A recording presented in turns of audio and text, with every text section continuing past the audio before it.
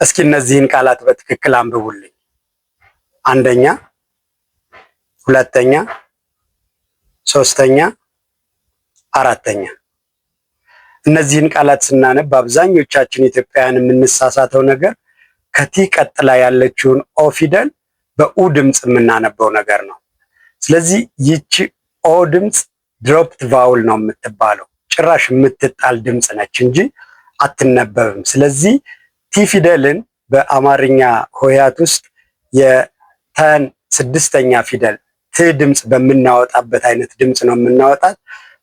ስለዚህ እነዚህን ቃላት ስናነብ ቱዴይ፣ ትናይት፣ ቱማሮው፣ ቱጌዘር ብለን ብናነባቸው በትክክል አነበብናቸው ማለት ነው። ስለዚህ ቱዴይ፣ ቱናይት፣ ቱሞሮ፣ ቱጌዘር እያልን የምናነበውን ነገር ትተን ወደዚህኛ ወደ ትክክለኛ አነባበብ ብንመጣ የተሻለ የንባብ ችሎታ ይኖረናል። እንደዚህ አይነት ትምህርቶችን መማር ከፈለጋችሁ የኔን መደበኛ ስልጠና በመውሰድ ራሳችሁን ማሻሻል ትችላላችሁ።